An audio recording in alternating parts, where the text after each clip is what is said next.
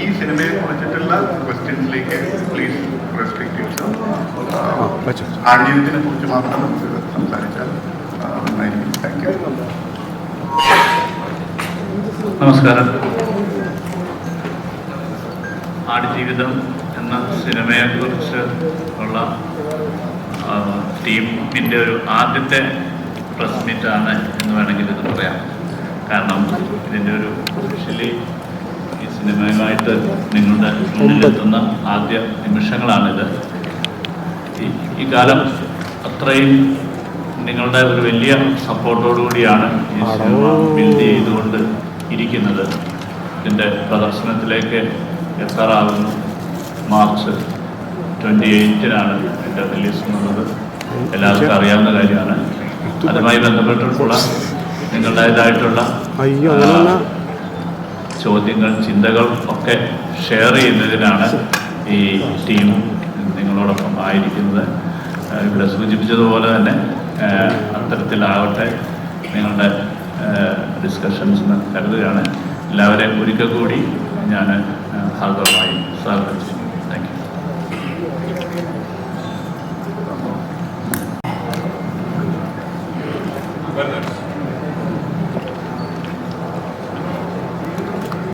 അറിയാൻ കുറച്ച് ടയർഡാണെന്ന്, പക്ഷെ എന്നാലും ക്വസ്റ്റ്യനെ ചോദിക്കുകയാണ്. അതായത് ഈ ആടുജീവിതം എന്നൊരു സിനിമ പൃഥ്വിയുടെ ലൈഫായിട്ട് ഭയങ്കര എനിക്ക് ചേർന്ന് നടക്കുന്ന ഒന്നാണല്ലോ. കാരണം ഈ ആടുജീവിതത്തിനോടൊപ്പം വളർന്നിട്ടുള്ള പൃഥ്വിയുടെ ഒരു ലൈഫുണ്ട്. അതായത് ഒരു സിനിമാക്കാരനായിട്ട്, ഒരു പ്രൊഡ്യൂസറായിട്ട്, അല്ലെങ്കിൽ സംവിധായകനായിട്ട്, അല്ലെങ്കിൽ മറ്റു ഭാഷകളിലൊക്കെ വർക്ക് ചെയ്യുന്ന സ്റ്റാറായിട്ടൊക്കെ. ശരിക്കും ആടുജീവിതം മുന്നോട്ടുള്ള സിനിമാ കരിയറിന് തന്നിട്ടുള്ള ഒരു ക്ലാരിറ്റി എന്താണ്? നമസ്കാരം. ഇവിടെ നിന്ന് എത്തിച്ചേർന്ന എല്ലാ മാധ്യമ സുഹൃത്തുക്കൾക്കും ഒരുപാട് നന്ദി. ടയർഡാണ്, കാരണം ഇപ്പോഴും ഞാൻ ഇന്നലെ ആണ് എൻ്റെ ഒരു വേറെ ഷൂട്ട് കഴിഞ്ഞ് വേറെ രാജ്യം എത്തി. അപ്പോൾ ഇപ്പോഴും സമയം ആ രാജ്യത്തിൻ്റെതായതുകൊണ്ട് ഇത് പുറങ്ങുന്ന ടൈമാണ്. അതിൻ്റെ ഒരു ക്ഷീണിതനാണെന്നുള്ള സത്യമാണുണ്ട്. മുഖം കണ്ടാലും തെറ്റിദ്ധരിക്കരുത്. ചോദ്യം ശരിയാണ്, പക്ഷെ എനിക്ക് അതിനു മുമ്പ് പറയാനുള്ളത്, എനിക്കിതൊരു വലിയ സെറിയൽ എക്സ്പീരിയൻസ് ആണ്. കഴിഞ്ഞൊരു 10 കൊല്ലത്തിനിടയിൽ ഞാൻ പ്രത്യേകിച്ച് കേരളത്തിൽ എപ്പോഴൊക്കെ ഒരു പ്രസ് മീറ്റ് ഇരുന്നിട്ടുണ്ടോ, എൻ്റെ മറ്റ് സിനിമകളുടെ പ്രൊമോഷൻസിന്റെ ഭാഗമായിട്ട് കഴിഞ്ഞ 10 കൊല്ലങ്ങൾക്കിടയിൽ എപ്പോഴൊക്കെ ഒരു പ്രസ് മീറ്റ് ഇരുന്നിട്ടുണ്ടോ, ഒരു ചോദ്യമെങ്കിലും ആടുജീവിതത്തിനെ കുറിച്ച് എന്നോട് ചോദിച്ചിട്ടുണ്ട്. ഒരിക്കലെങ്കിലും ആടുജീവിതത്തിനെ കുറിച്ച് എനിക്ക് സംസാരിക്കേണ്ടി വന്നിട്ടുണ്ട്. ഒടുവിൽ ആടുജീവിതത്തിന്റെ പ്രസ് മീറ്റിൽ ഇരിക്കുന്നതെന്ന് പറയുമ്പോൾ എനിക്കതൊരു ഭയങ്കര സറിയൽ എക്സ്പീരിയൻസ് ആണ്. നമ്മൾ കുറേ വർഷങ്ങൾ ബസ് ചേട്ടനും ഞാനും ഇതെന്തെങ്കിലും തുടങ്ങും എന്ന് കരുതിയിരുന്നൊരു സ്വപ്നം, പിന്നെ കുറെ വർഷങ്ങൾ ഇതെന്തെങ്കിലും തീരും എന്ന് കരുതിയിരുന്ന സ്വപ്നം, ഇന്ന് എല്ലാം കഴിഞ്ഞ് റിലീസിനോടനുബന്ധിച്ച് ഒരു പ്രസ് മീറ്റ് നടത്തുന്നു എന്ന് പറയുന്നത് ഒരുപാട് സന്തോഷമുള്ള കാര്യം. അതാണ് ആദ്യം പറയേണ്ടത്. ശരിയാണ്, ആടുജീവിതം എന്ന സിനിമ എൻ്റെ ജീവിതത്തിലേക്ക് കടന്നു വന്നപ്പോൾ ഞാനന്നൊരു സംവിധായകനായിട്ടില്ല, ഒരു നടൻ എന്ന രീതിയിൽ ഞാൻ വളരെ വളരെ ചെറുപ്പമായിരുന്നു. അന്ന് ഞാൻ വിവാഹിതനല്ല, ഞാനൊരു അച്ഛനല്ല. അപ്പോൾ ശരിയാണ്, ആടുജീവിതത്തിന്റെ യാത്രക്കിടയിൽ ജീവിതം ഒരുപാട് മാറി, ലൈഫ് ഒരുപാട് ഇവോൾവ് ആയി. I believe as an actor ഒരുപാട് മാറ്റങ്ങൾ സംഭവിച്ചു. ആസ് ഒരു സിനിമാ പ്രവർത്തകൻ എന്ന നിലയിൽ ഒരുപാട് മാറ്റങ്ങൾ സംഭവിച്ചു. സംവിധായകനായി, നിർമ്മാതാവായി, വിതരണക്കാരനായി.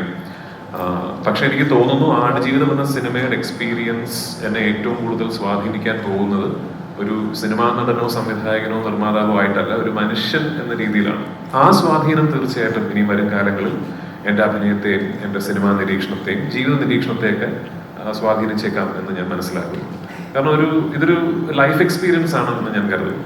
ഓഫ്കോഴ്സ് നജീബ് എന്ന മനുഷ്യൻ ജീവിച്ച ജീവിതവുമായിട്ടൊന്നും യാതൊരു കമ്പാരിസണും ഇല്ല, അദ്ദേഹം അനുഭവിച്ച യാതനകളുമായിട്ടൊന്നും യാതൊരു കമ്പാരിസണും ഇല്ല. പക്ഷെ നമ്മുടേതായ ഒരു രീതിയിൽ we had a long phase, ഒരു വലിയ യാത്രയായിരുന്നു. അങ്ങനെ ഒരു യാത്രയൊന്നും എല്ലാ സിനിമകൾക്കും കിട്ടല്ലേ എന്ന് പ്രാർത്ഥിക്കുന്നു. ആക്ച്വലി കിട്ടല്ലേ എന്നാണ് പ്രാർത്ഥിക്കുന്നത്. പക്ഷെ അങ്ങനെ ഒരു എക്സ്പീരിയൻസ് ഞങ്ങൾക്കുണ്ടായി. അത് for ever in my life. I think I will be thankful for it. ഇപ്പോൾ അതെന്തായാലും as I was being part of the experience, ഒരുപാട് ദിവസങ്ങളിൽ പ്ലസ് ചേട്ടനും ഞാനും ഇതെന്തുകൊണ്ട് എന്തിനിങ്ങനെ എന്ന് ചിന്തിച്ചിട്ടുണ്ടെങ്കിലും ഇന്നിപ്പോ we are all very thankful for the experience and we are all richer as human beings. മനുഷ്യരെന്ന നിലയിൽ കുറെ കൂടെ ഇവോൾവ് ആയി. അപ്പൊ തീർച്ചയായിട്ടും ഇനി വരും കാലങ്ങളിൽ എന്നും എൻ്റെ ഒരു bank of something that I draw from always, അത് ആടുജീവിതം എന്ന സിനിമയുടെ മേക്കിങ്ങും നജീബായി ഞാൻ ജീവിച്ച കുറച്ച് നാളുകളുമായിരിക്കും. ഒരു വലിയ ഇൻഫ്ലുവൻസ് ആയിരിക്കും തീർച്ചയായിട്ടും. ഇന്നലെ പറയുണ്ടായി ആണ് ഇപ്പോൾ നിലവിൽ ചെയ്തുകൊണ്ടിരിക്കുന്നത്. പക്ഷേ ബ്ലസ്സി ഞാനൊരു 300 സിനിമകൾ ചെയ്തു കഴിഞ്ഞാലും എന്താണ് ബ്ലസ്സി എന്ന ഒരു ഡയറക്ടർ ചെയ്ത ആടുജീവിതത്തിന് തുല്യമാകില്ല എന്ന് പറഞ്ഞിട്ടുണ്ടായി. ഏത് പെർസ്പെക്റ്റീവിലാണ് അത്തരത്തിലൊരു തോട്ട്? ഒരു മൂന്നാമത്തെ സിനിമ സംവിധാനം ചെയ്തുകൊണ്ട് എനിക്ക് തോന്നുന്നു ഞാൻ ഒരു സംവിധായകൻ കൂടിയാണെന്നൊക്കെ പറയാറായി എന്ന് തോന്നുന്നു. അപ്പൊ ആസ് എ ഡയറക്ടർ എനിക്ക് അളവില്ലാത്ത അസൂയുണ്ട് ബ്ലസ്സിനോട്. പക്ഷെ അസൂയോടൊപ്പം തന്നെ ഇതൊരിക്കലും എന്നെ കൊണ്ട് സാധിക്കില്ല എന്നുള്ള പൂർണ്ണ അറിവും എനിക്കുണ്ട്. ഞാൻ പറഞ്ഞ ഈ സിനിമയുടെ ഷൂട്ടിംഗ് തുടങ്ങിക്കഴിഞ്ഞ് നമ്മൾ നേരിടേണ്ടി വന്ന തടസ്സങ്ങൾ മാറ്റി നിർത്തിക്കൊണ്ട് തന്നെ ഈ സിനിമയെ കുറിച്ച് സംസാരിക്കുകയാണെങ്കിലും ഇങ്ങനൊരു ഒരു വിഷൻ പുൾ ഓഫ് ചെയ്യുക എന്ന് പറയുന്നത് ഒട്ടും എളുപ്പമല്ല. ആൻഡ് അതിനോട് ആഡ് ചെയ്യേണ്ട ഫാക്ട് എന്ന് പറയുന്നത് ബ്ലസ് ചേട്ടൻ 2008-2009 കാലഘട്ടങ്ങളിൽ ഈ സിനിമ ഏറ്റെടുക്കുമ്പോൾ അന്ന് മലയാളത്തിലെ എനിക്ക് തോന്നുന്നു നമ്പർ 1 ഫിലിം മേക്കേഴ്സ് ഒരാളാണ്. അന്ന് ബ്ലസ് ചേട്ടൻ, മമ്മൂക്ക, ലാലേട്ടൻ മുതൽ ഞാൻ വരെയുള്ള ഏത് നടീനടന്മാരോട് പോയിട്ട് എനിക്ക് ഒരു സിനിമ ചെയ്യണമെന്ന് പറഞ്ഞാലും മറ്റെല്ലാ കാര്യങ്ങളും മാറ്റിവെച്ച് ബ്ലസ് ചേട്ടന്റെ സിനിമ ചെയ്യാൻ സമയം കണ്ടെത്തുന്ന ഒരു സംവിധായകനാണ്. അവിടെ നിന്നാണ് അദ്ദേഹം 15-16 വർഷങ്ങൾ ഒരൊറ്റ സിനിമയ്ക്ക് വേണ്ടി മാറ്റി വെക്കുകയും ഒരു എപ്പിക് വിഷൻ പുൾ ഓഫ് ചെയ്യാൻ അദ്ദേഹം എടുത്ത മാറ്റി. ഇപ്പൊ ബ്ലസ് ചേട്ടനെ ഞാൻ കളിയാക്കി പറയും, കുടുംബത്തിൽ നല്ല കാശുണ്ട്, അതുകൊണ്ട് ബ്ലസ് ചേട്ടന്റെ ടെൻഷൻ ഇല്ല എന്നൊക്കെ. അത് ഞാൻ കളിയാക്കി സംസാരിക്കുമെങ്കിലും ദ ഫാക്ടേഴ്സ് അതല്ലല്ലോ. ഒരു ഫിലിം മേക്കറെ സംബന്ധിച്ചിടത്തോളം നമുക്ക് സിനിമകൾ ചെയ്യുക, നമ്മുടെ കൂടുതൽ കഥകൾ പറയാൻ സാധിക്കുക എന്ന് പറയുന്നത് തന്നെയാണ് ആത്യന്തികമായിട്ട് നമ്മുടെ ഏറ്റവും വലിയ ത്വര. അതൊരു 16 വർഷക്കാലം മാറ്റിവെച്ച് ഒരു സിനിമയുടെ പുറകെ നിൽക്കുക, ആ സിനിമയ്ക്ക് വേണ്ടി ഒരു ദിവസം പോലും ഒരു കോംപ്രമൈസിലേക്ക് പോകാം, അല്ലെങ്കിൽ ഇനി വേണ്ട, ഇനി എളുപ്പ വഴിയിൽ തീർക്കാം എന്ന് ചിന്തിക്കാതിരിക്കുക എന്ന് പറയുന്നത് എന്നെ കൊണ്ട് സാധിക്കുമെന്ന് എനിക്ക് തോന്നുന്നില്ല. അതുകൊണ്ടാണ് ഞാൻ പറഞ്ഞത്, ഇനി എത്ര സിനിമകൾ ചെയ്താലും ആടുജീവിതം എന്ന് പറയുന്ന ഒരു ബെഞ്ച് മാർക്ക് ഇനി മുതലുള്ള എല്ലാ സംവിധായകർക്കും നടീനടൻ, ഞാൻ പറയുന്നത് ഒരു ആസ്പിറേഷണൽ ആയിട്ടല്ല, ഒരു സംവിധായകൻ ഒരു സിനിമയ്ക്ക് വേണ്ടി, അദ്ദേഹത്തിന്റെ സിനിമയ്ക്ക് വേണ്ടി, അല്ലെങ്കിൽ what A film maker can do for his own vision എന്നതിന്റെ ഒരു അൾട്ടിമേറ്റ് ബെഞ്ച് മാർക്കായിട്ടാണ് ഞാൻ അതിനെ കാണുന്നത്. ഇതിനപ്പുറത്തേക്കൊന്നും ഒരു ഫിൽം മേക്കറിന് തന്റെ ഒരു സിനിമയോട് ഒരു അർപ്പണബോധം ഒന്നും കാണിക്കാൻ പറ്റുമെന്ന് എനിക്ക് തോന്നുന്നില്ല. റഹ്മാൻ സർ, ഇപ്പം വേൾഡ് തന്നെ ഏറ്റവും മോസ്റ്റ് വാണ്ടഡ് ആയ ഒരു ഡിസിഷൻ എന്ന അർത്ഥത്തിൽ ആടുജീവിതം ചെയ്യാന്നൊരു ഡിസിഷൻ എടുത്തത് എങ്ങനെയാണ്?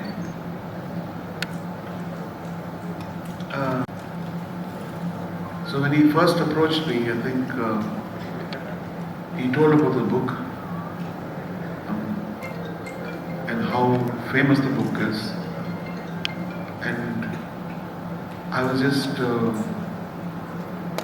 all the people whom I met, as they've told about Mr. Blessing and his movies and the respect he had in Kerala. So I've not seen any of his movies. I said yes.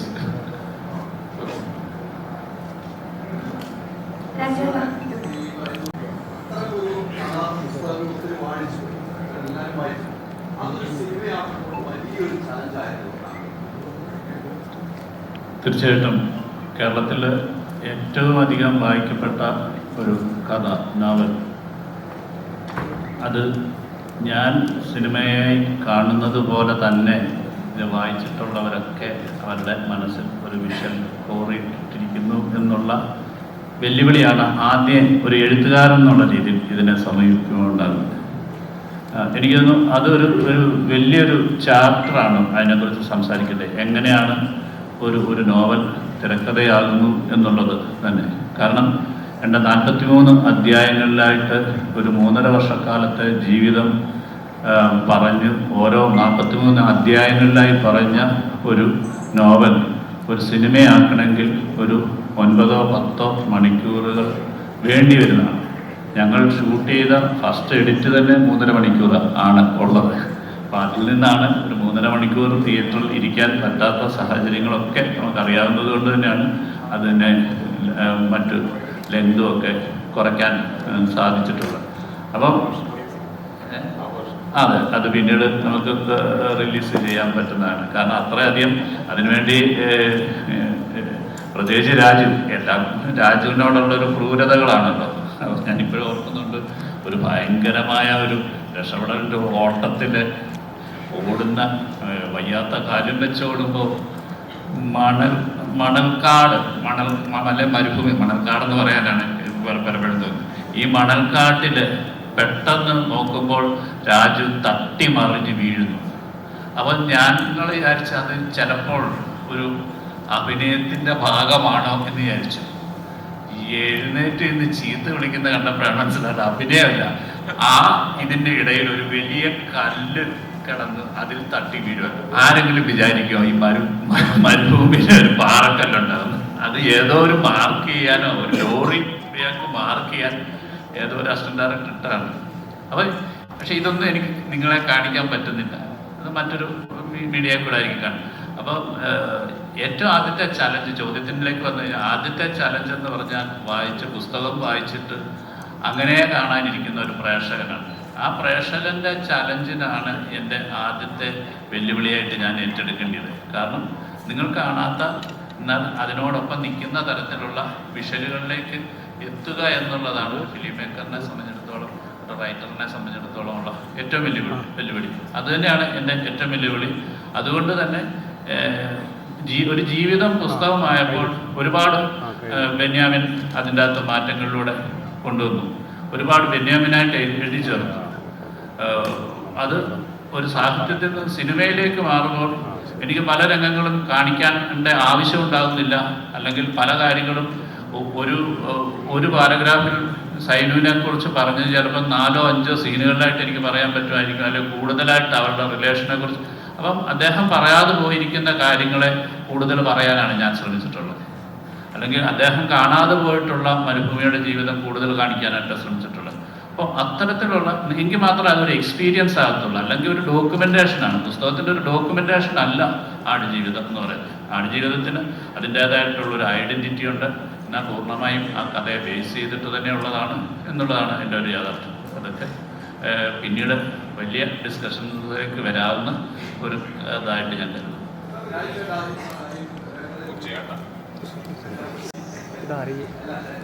ആ രണ്ടുപേരാരാ ഈ അറ്റത്താ രണ്ടുപേരാരാ?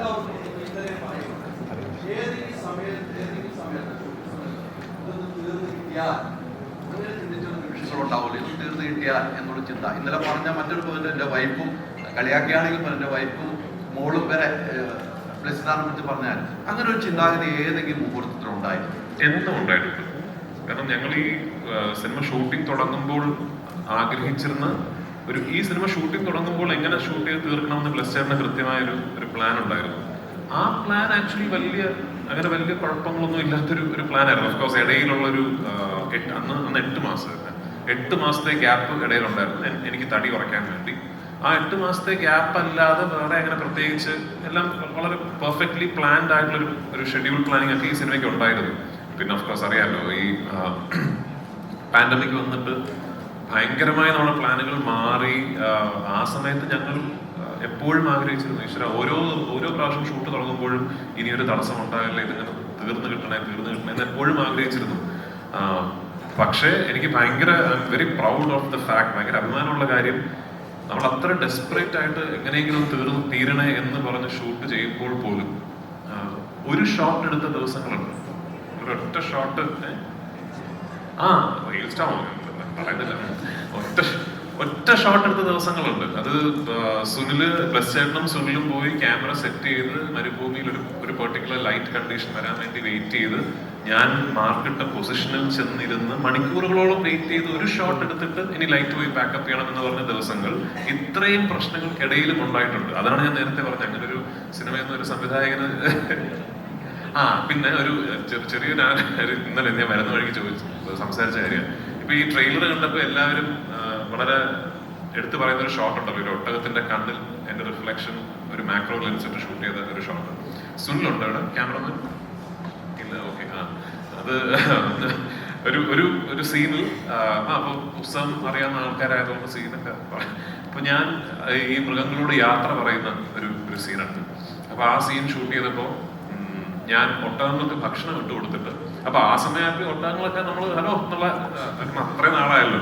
അപ്പൊ നമുക്കെല്ലാവർക്കും ഭയങ്കര ഇഷ്ടമുള്ളൊരു ഒട്ടകമുണ്ട്, കാണാൻ ഭംഗിയുള്ള ഒരു കക്ഷി. അപ്പോൾ പുള്ളിക്കാരനെയാണ് നമ്മൾ ഈ ഷോട്ടിന് വിളിച്ച് നിർത്തിയിരിക്കുന്നത്. അപ്പോൾ അങ്ങനെ ഭക്ഷണം ഇട്ട് കൊടുത്തിട്ട് ഞാൻ പോവാണ് എന്ന് പറയാം. ഭക്ഷണം ഇട്ട് കൊടുത്തിട്ട് ഞാൻ പോവാടാ, ഇനി ഞാൻ തിരിച്ചു വരില്ല എന്ന് പറഞ്ഞപ്പോൾ എന്റെ ഷോട്ട് എടുക്കുകയാണ് ഒട്ടകത്തിന്റെ സജഷൻ. ഒട്ടകം കഴിച്ചുകൊണ്ടിരുന്ന ഒട്ടകം പെട്ടെന്ന് എണീറ്റ് എന്നെ നോക്കി. അപ്പൊ നമ്മൾ അത് ഷോട്ട് ഉടനെ ഇദ്ദേഹമാണല്ലോ, അത് കൊള്ളാം, ഇനി ഒട്ടകത്തിന്റെ റിയാക്ഷൻ എടുക്കാൻ പറഞ്ഞു.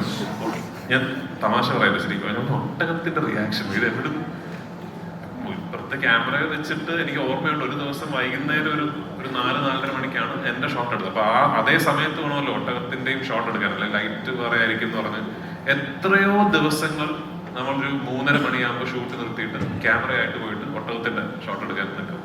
എനിക്ക് തോന്നുന്നൊരു 7-8 ദിവസങ്ങൾ കഴിഞ്ഞിട്ടാണ് നിങ്ങളിപ്പോൾ കാണുന്ന ആ കണ്ണിലെ റിഫ്ലക്ഷൻ ഷോട്ട് കിട്ടിയിരിക്കുന്നത്. അപ്പൊ അങ്ങനെ ഈ സിനിമ ചിത്രീകരിക്കാൻ സാധിച്ചു എന്ന് പറയുന്നത് എനിക്കൊരു വലിയ ഭാഗ്യവും അഭിമാനവും ഉള്ള കാര്യമായിട്ട് ഞാൻ കരുതുന്നു.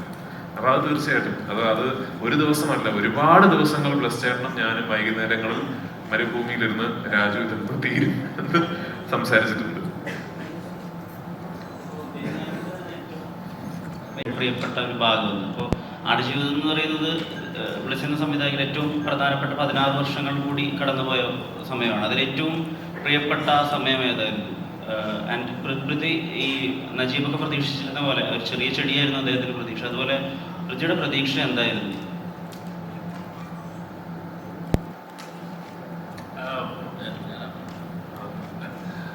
എനിക്ക് ഞാൻ ആദ്യം പറഞ്ഞല്ലോ, ഈ പുസ്തകം അങ്ങനെ പകർത്തിയ ഒരാളല്ല ഞാൻ. എനിക്ക് ഈ സിനിമയിൽ, നിങ്ങൾ സിനിമ കാണുമ്പോൾ മാത്രം അറിയാവുന്നതുകൊണ്ട് അത് ഡീറ്റെയിൽ പറയണം. ഈ സിനിമയിൽ എനിക്ക് ഏറ്റവും പ്രിയപ്പെട്ടതായി തോന്നിയ ഇത് ആ പുസ്തകത്തിൽ ഇല്ലാത്തൊരു സീനുണ്ട്. അതാണ് കാരണം ഞാൻ എന്നും വിചാരിച്ചിട്ടുണ്ട്, ഭൂമിയുടെ മുകളിൽ നിന്ന് നോക്കുമ്പോൾ നമ്മളും മൃഗങ്ങളും ഒക്കെ ഈശ്വരനെ സംബന്ധിച്ചിടത്തോളം ഈക്വലായിട്ട് തോന്നിയിട്ടുണ്ട്. അതെനിക്ക് ഒരുപാട് മുമ്പേ അപ്പം അത്തരത്തിൽ മൃഗങ്ങൾ നമ്മളോട് എങ്ങനെയാണ് കമ്മ്യൂണിക്കേറ്റ് ചെയ്യുന്നതിൻ്റെ ഒരു വലിയ ഒരു ഉദാഹരണമായിട്ട് ഒരു കുഞ്ഞ് ആട്ടുകുട്ടി അദ്ദേഹവുമായിട്ട് അഭിനയിച്ചിട്ടുണ്ട്. എനിക്ക് തോന്നുന്നു ഞാൻ ഏറ്റവും പ്രിയപ്പെട്ടതായിട്ട്, അതിനുവേണ്ടി ഞങ്ങൾ കഷ്ടപ്പാടുകൾ വളരെയാണ്. ശരിക്കും ഞാൻ റസൂലിൻ്റെ അടുത്ത് പറഞ്ഞു, ഞങ്ങൾ മിക്സ് ചെയ്തുകൊണ്ടിരിക്കുമ്പം ആ കുഞ്ഞ് ആട് മരിച്ചുപോയി. എനിക്ക് ഇത്രയധികം വേദനയോടുകൂടി എനിക്ക് എന്നുവെച്ചാൽ ഒരു ആട്ടുകുട്ടി അല്ലായിരുന്നെങ്കിൽ ചിലപ്പോൾ നമ്മൾ അതിൻ്റെ ഫോട്ടോ ഇട്ടേനെ.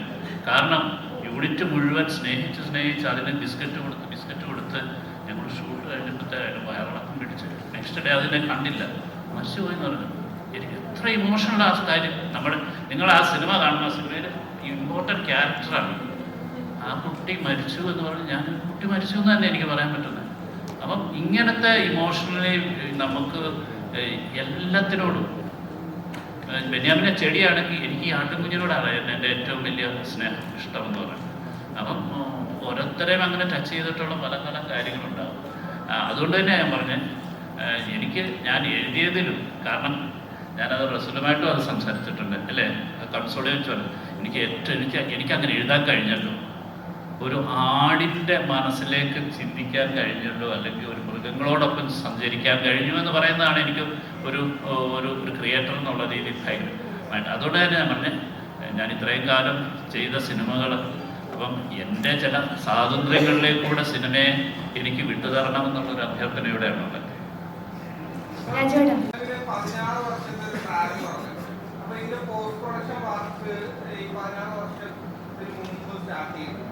ടെക്നോളജി എന്ന് പറയുന്നത് എപ്പോഴും മാറിക്കൊണ്ടിരിക്കും. ഇവിടെ അപ്ഡേറ്റഡ് ആയിട്ടുള്ള ക്യാമറാസ് ഒക്കെ മാറിക്കൊണ്ടിരിക്കുകയാണ്. അപ്പോൾ ഒരു ക്രിയേറ്റർ എന്ന നിലയിൽ എങ്ങനെയാണ് ഇതിനെ മീറ്റ് ചെയ്തത്?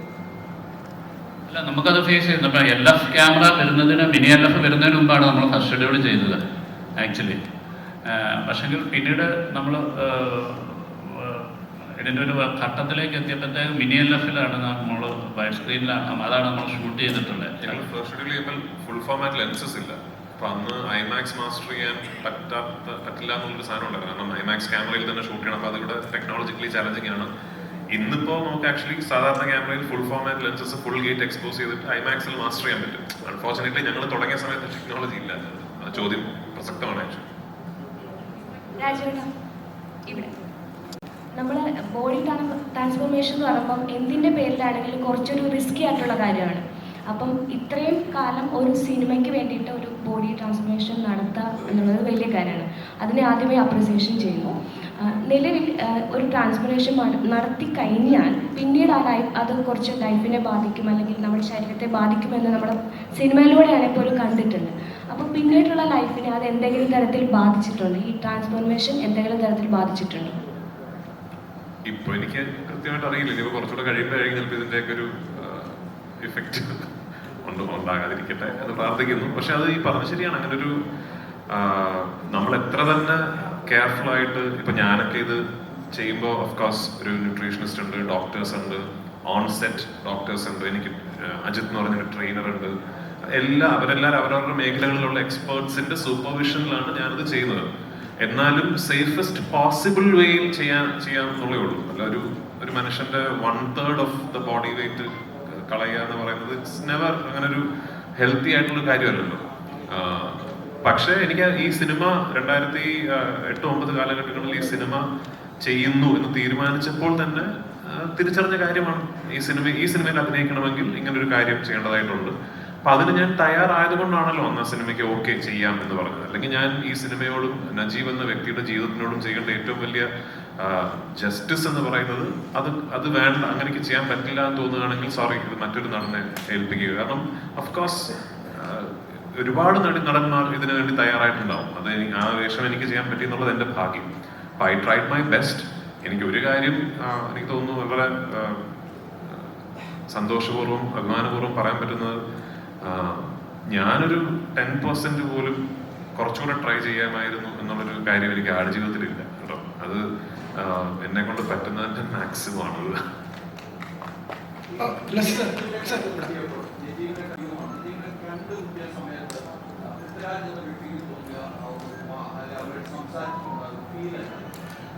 ഇത് ആക്ച്വലി ഞാൻ സംസാരിക്കണമെന്ന് കരുതിയിരുന്നൊരു ഇതാണ്. ബ്ലസ് ചേട്ടൻ ആടുജീവിതത്തിന്റെ പുസ്തകം എനിക്ക് തരുന്നത് 3rd എഡിഷനാണ്, 3rd or 4th edition ആണെന്ന് തോന്നുന്നു എനിക്ക്. അപ്പൊ അന്ന് ഈ പുസ്തകം വായിച്ചു കഴിഞ്ഞിട്ട് സ്വാഭാവികമായിട്ട് നമ്മൾ ആദ്യം വിചാരിക്കുക എന്നാ പിന്നെ അദ്ദേഹത്തെ കണ്ട് സംസാരിക്കുക എന്നുള്ളതാണ്. അപ്പൊ ബ്ലസ് ചേട്ടൻ ഓൾറെഡി അദ്ദേഹത്തെ കാണുകയും സംസാരിക്കുകയും ഒക്കെ ചെയ്ത് കഴിഞ്ഞൊരു അവസരത്തിലാണ് നമ്മൾ ഇതിനെക്കുറിച്ച് ചിന്തിക്കുന്നത്. അപ്പൊ അന്ന് ഞങ്ങൾ തീരുമാനിച്ചത്, അന്നേ ബ്ലസ് ചേട്ടൻ പറഞ്ഞിരുന്നു, രാജു ഈ പുസ്തകം ഇതുപോലൊരു സിനിമയാക്കാൻ പറ്റില്ല. അത് ആ പുസ്തകം വായിച്ച് നിങ്ങൾ എല്ലാവർക്കും അറിയായിരിക്കുമല്ലോ, ഒരുപാട് കാരണങ്ങളുണ്ട്. അപ്പൊ അതിൽ നിന്ന് ഈ ജീവിതത്തിന്റെ, ഈ പുസ്തകത്തിന്റെ, ഈ കഥയുടെ ഒരു സിനിമാറ്റിക് നറേറ്റീവ് ക്രിയേറ്റ് ചെയ്യുക എന്നുള്ളതാണ് ബ്ലസ്സി എന്ന ഫിലിം മേക്കറിന്റെ ഉത്തരവാദിത്വം. അത് ക്രിയേറ്റ് ചെയ്ത് കഴിയുമ്പോൾ അതിലുള്ളൊരു നജീബ് ഉണ്ടാവും. നമുക്ക് ആ നജീബിനെ കുറിച്ച് ചിന്തിക്കാം എന്ന് പറഞ്ഞു.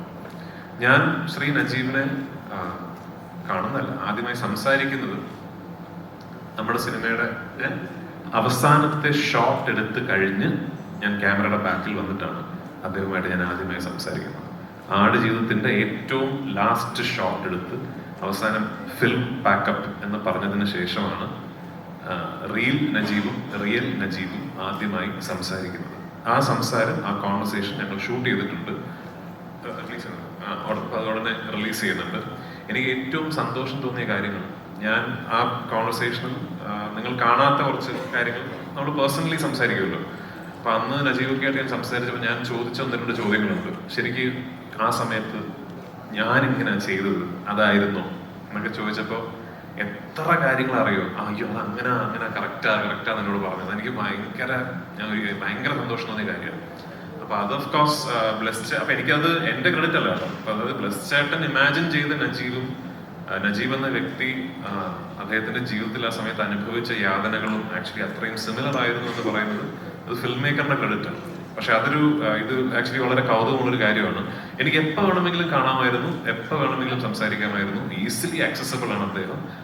ബെനിച്ചേട്ടന്റെ അടുത്ത സുഹൃത്താണ്, ബ്ലസ് ചേട്ടന്റെ സുഹൃത്താണ്, ഇപ്പോൾ എനിക്ക് നന്നായിട്ട് അറിയുന്ന വ്യക്തിയാണ്. പക്ഷെ ആദ്യമായി ഞങ്ങൾ പരസ്പരം സംസാരിക്കുന്നത് ലാസ്റ്റ് ഷോട്ട് ഷൂട്ട് ചെയ്ത് കഴിഞ്ഞിട്ടാണ്. എനിക്ക് തോന്നുന്നു അതുമായി ബന്ധപ്പെട്ടുള്ള ഒരു ഇതെന്ന് പറഞ്ഞാൽ ശരിക്കും ഒരു പുസ്തകത്തിലെ നജീബിൻ്റെ ഒരു ഫ്രെയിമിൽ നിന്നും സ്ക്രീൻ പ്ലേയിലേക്ക് എത്തുന്ന ഒരു നജീബ് ഒക്കെ അല്ലെങ്കിൽ എഴുതി വെച്ചിരുന്ന ഡയലോഗുകൾ ഒക്കെ ഒരു ലൊക്കേഷനിലേക്ക് എത്തി ഇദ്ദേഹത്തിൻ്റെ രൂപമാറ്റങ്ങളിലേക്ക് വന്നു കഴിയുമ്പോൾ ഞങ്ങൾ അറിയാതെ 3ാമത്തെ ഒരു ജനറേഷനിലേക്ക് വരികയാണ്. അതാണ് ഈ സിനിമയ്ക്കുണ്ടായ ഏറ്റവും വലിയ കെമിസ്ട്രി എന്ന് വേണമെങ്കിൽ പറയുന്നത്. അത് അത്ര ഒരു മാജിക്കിലേക്ക് എന്നുവെച്ചാൽ ഇങ്ങനെ ഡയലോഗ് ഇയാൾക്ക് പറയാൻ പറ്റത്തില്ല എന്നുള്ളത് ആ വേഷത്തിൽ തന്നെ ആ ക്യാരക്ടറുടെ ഇൻവോൾവ്മെന്റിൽ അറിയാതെ പോകുന്നതാണ്. അപ്പൊ അങ്ങനെ കൊണ്ടുപോയിട്ടുള്ള ഇതാണ് എൻ്റെ ഒരു മേക്കിങ്ങിൻ്റെ ഏറ്റവും വലിയ ആ സ്വഭാവത്തിന്, ആ സിറ്റുവേഷൻ അനുസരിച്ചാണ് അത് വളർന്നുകൊണ്ടിരിക്കുന്നത്. അല്ലാതെ എഴുതി വെച്ചതല്ല ശരിക്കും ഷൂട്ട് ചെയ്യുന്നത്. Hi Prithviraj, Sana here from India Today. Hi. How are you doing? Prithviraj, tell me, of course, everyone's talking about your looks, but what was your daughter's reaction to seeing the trailer or the look that when she saw it? The trailer. So I mean, she associates the whole film with my beard because I used to be sporting a really long beard for the longest time, and she thought it was very cool. So she keeps associating Aadujivitham with the time Dada had the beard. I don't know if there is a film I'd want her to see, and I've made this remark before, and people have taken it out of context. When I said that, I've not shown my films to my daughter. I've had to field questions where people have asked me, then how do you come out and say that others should go to theatres with family and watch the film? The difference being that when my daughter watches a film of mine, she's only 9, she will keep seeing her father on screen. She will not see an actor, unlike your children who will see Prithviraj the actor. So it's a different contextual scenario where a 9-year-old child will have to go and see her father on screen doing things that she never sees him doing otherwise.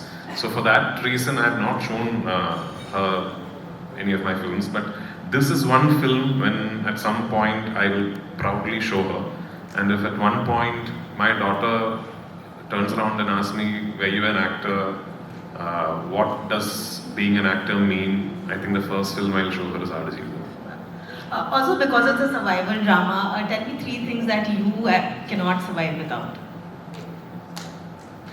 My daughter, my wife, and cinema. There's also a lot of talks about Bade Miyan Chote Miyan. Anything you want to say, because that also has a very different look and a personality for you. I'll meet you in Bombay and we will speak in detail. Great. Also, I wanted to speak to Jimmy and of course Talib, and of course tell me, how was it to actually work in film, and did you guys know how big Prithviraj and A.R. Rahman are? Well, it was my first experience with an Indian production, and of course before I came here I did a little bit of research as well, as far as who was the director really, who was the actor, and who else was coming on board. I knew of A.R. Rahman because I live in Los Angeles, so I was in LA when Slumdog Millionaire won, so I knew all about that. But I was baffled by the cast and crew when I got to Algeria for the first time. I mean, I landed in the desert and it was just full of people, and I think here you probably have 3 people for the job of 1 in some of the early production that I know of. So that was a big difference for me. But beside that, I mean, the level of professionalism was not there. Blessy, the director, is such a perfectionist. Everything has to be just on the dot, and that was very interesting to witness. And he got all the necessary tools and people to get to what he wanted to do, and it's such a impactful and deep story that I think it needed that. And as far as the collaboration with some of the other actors, including Raj here, with whom I probably spent every day doing all kind of things, going through the desert, having to carry him. He killed me because he's not a small dude. and at time I just had to carry him on my back and walk and run. So that was quite painful, but very enjoyable at the end. So looking forward to see the movie on the big screen.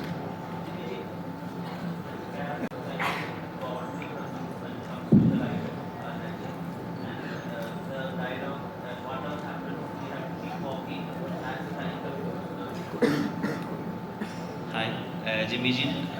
Ibrahim Qadri's role in the life of Najib has kind of a godly presence. When we look at his entrance to his life and the exit, it has some kind of precious effect. So, how do you see Ibrahim Qadri in your eyes, and what was the biggest struggle entering into the life of Ibrahim? Well, at first it was understanding the character that I was playing, number 1, so which was well understood. And after I met Blessy, it became even clearer. So, I mean, I looked at him as a spirit with a human body that is here for the good. So it's like, how do I embody that? You know, how can I portray that kind of character where I'm only here for one specific mission and make it as clear, as simple, and as truthful as possible. That's what I tried to do. Hopefully I was successful at it, but that's how I saw the character, that's how I read it, and that's how I think I've played it. Rahman sir, Aadujeevitham എന്നുള്ള പുസ്തകം അല്ലെങ്കിൽ വായിച്ചവർക്ക് അറിയാം. Sir ಸಲಾರಲ್ಲಿ ನೀವೇ dub ಮಾಡಿದ್ರಿ ಕನ್ನಡಕ್ಕೆ ಮತ್ತೆ I don't know Sir, Kannada. I just dubbed in Kannada. ಈ translate you only Salaar dubbed in Karnataka. Yes. In this movie ಅದೇ ಸರ್ ಡಬ್ಬಿಂಗ್ ಯಾರ್ಯಾರು ಮಾಡಿದ್ದಾರೆ ಕನ್ನಡದಲ್ಲಿ ಮತ್ತೆ ಬೇರೆ ಲ್ಯಾಂಗ್ವೇಜಲ್ಲಿ ಅಂತ ನಿಮ್ಮ I have to call Prashant Neel now. His question is that you have for Salar you have dubbed in all 5 languages. Yes. What about Adu Jeevitham? You only doing in a. If you will wind up this press meet, I'm going to dub it in Hindi today. And then what about Kannada? Kannada tomorrow. Oh, okay, fine. So we can hear voice in Kannada also. Yes. Thank you for that. One last question. Sorry. Ara, who's? Yeah. Social മീഡിയയിൽ വൈറലായിക്കൊണ്ടിരിക്കുന്ന ചേട്ടൻ്റെ പഴയ interview 20 വർഷങ്ങൾക്ക് ശേഷം പൃഥ്വിരാജ് എന്നൊരു actor എന്ന് പറയാൻ ചേട്ടൻ പറയുന്നത് പോയിട്ടുണ്ട്. Okay. നിങ്ങൾ 3 ലാംഗ്വേജിൽ അഭിനയിക്കണം, എന്നെ കൊണ്ട് പറ്റുന്ന രീതിയിൽ അല്ല മലയാളികൾ സമ്മാനിക്കാൻ തോന്നുന്ന രീതിയിൽ സംവിധാനം ചെയ്യുന്ന അങ്ങനത്തെ ഒരു ഇത് പറയുന്നത് എനിക്ക് അതേ പാറ്റേൺ ഫീൽ ചെയ്താണ് ഇപ്പോഴും. Okay. ഇനി എന്താണ് അടുത്തത്? ഇനി അടുത്ത പൃഥ്വിരാജ് എന്ന ലെവലിൽ ഇതുപോലൊക്കെ അങ്ങ് പോവാം അവിടെ പറഞ്ഞൊരു സത്യമായിട്ട് അതേ ഉള്ളൂ. അതായത് ഇനിയിപ്പോൾ 20 വർഷങ്ങൾ കഴിഞ്ഞാലും ഇപ്പോൾ ചെയ്യുന്നത് ചെയ്യാൻ സാധിക്കുക എന്നുള്ളതാണ് സ്വപ്നം. അതായത് ഇപ്പോൾ എനിക്ക് ഇഷ്ടപ്പെട്ട സിനിമകൾ ഇഷ്ടപ്പെട്ട രീതിയിൽ ഇഷ്ടപ്പെട്ട പോലെ അതിൽ അഭിനയിക്കാനും വേണമെങ്കിൽ നിർമ്മിക്കാനും സംവിധാനം ചെയ്യാനും വിതരണം ചെയ്യാനും ഒക്കെ കഴിയുന്നുണ്ടല്ലോ. അപ്പൊ അതുപോലെ തന്നെ ഇനി എപ്പോഴും ഉണ്ടാകുക എന്നുള്ളതാണ്. അതിന് പ്രത്യേക കുറെ ആഗ്രഹങ്ങളൊന്നുമില്ല. Jimmy, my question is for you. Your story.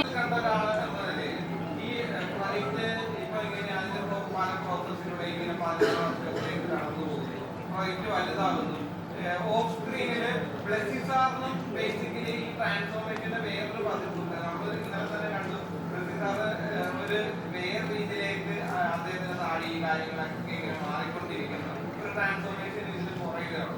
അപ്പൊ അമല എന്ന് പറഞ്ഞ നായിക ഇതിനെങ്ങനെയാണ് നോക്കിയത്? Good morning, everyone. Sorry, എനിക്ക് മസിൽ ക്രാംസ് കൂടുതലുള്ളതുകൊണ്ട് I got really late. Apologies for that. ആടുജീവിതത്തിൻ്റെ ഹണിമൂൺ ഫേസിലുണ്ടായ ആളാണ് ഞാൻ. The best part of Aadujeevitham there was lot of water and lot of greenery and lot of peace. And then yes, എല്ലാവരും ഒരു major ട്രാൻസ്ഫോർമേഷനിലൂടെയാണ് പോയത്. And ഇപ്പോൾ ഇവരെല്ലാം ഇരിക്കുന്ന പോലെ വളരെ പുഷ്ടിപ്പെട്ട് വളരെ ഹാപ്പി ആയിട്ടാണ് ഞാൻ ഇവരെ കേരള സ്കെഡ്യൂളിൽ കണ്ടത്. And then after that I was seeing like എല്ലാവരുടെയും very different in terms of physically, emotionally. ഞാൻ അത് കഴിഞ്ഞിട്ട് ബ്ലസ് ചെയ്യാൻ കണ്ടപ്പം I remember he was looking very weak and very unhealthy and അപ്പം അതിനെക്കുറിച്ച് സംസാരിക്കുകയുണ്ടായി. And like I said, like ബ്ലസ് ചെയ്യാൻ്റെ body is trying to catch up with his passion. Like body അത്ര വീക്ക് ആയിരുന്നെങ്കിലും അല്ലെങ്കിൽ even though he was sick, he was going through some diet and all, but in spite of all that he was only talking about the film. And അത് കഴിഞ്ഞിട്ട് bless ചേട്ടനെ കണ്ടപ്പോൾ bless ചേട്ടൻ was telling സൈനുവിൻ്റെ പെർസ്പെക്റ്റീവിലുള്ള Najeeb ഇല്ലാതെ സൈനു അനുഭവിച്ച ഒരു ജീവിതം, സൈനു എന്തായിരിക്കും ഫേസ് ചെയ്തിട്ടുണ്ടാവുക, അതിനെക്കുറിച്ചൊക്കെ സംസാരിക്കുമായിരുന്നു. So like physically, even Prithvi and I was just seeing some pictures and some rushes and all. In fact, 2021 ഡബിന് വേണ്ടിയിട്ട് ഒരു പാച്ച് ഡബിന് വേണ്ടിയിട്ട് ഞാൻ ചെന്നൈയിലെ സ്റ്റുഡിയോയിൽ പോയപ്പം I was seeing A teaser. അപ്പോൾ ആ ടീസർ കണ്ടു കഴിഞ്ഞിട്ട് ഞാൻ I didn't recognize Prithvi in that. He was in the teaser and I'm like, അത് ആരാണ് ആക്ടർ ആരാന്ന് ഞാൻ ചോദിച്ചപ്പോൾ then they said that's Prithvi. And I'm like, what? Please play it again. So yeah, അത് കഴിഞ്ഞിട്ട് everybody, all of them were unrecognizable and even the film took over into a different different feel altogether. And again I'm back in the honeymoon phase of Adujeevitham, the best phase, I think the very easy phase. So for me the journey has been I'm like a tiny drop in this ocean, but I'm very very grateful and blessed to be a part of this project. Yeah.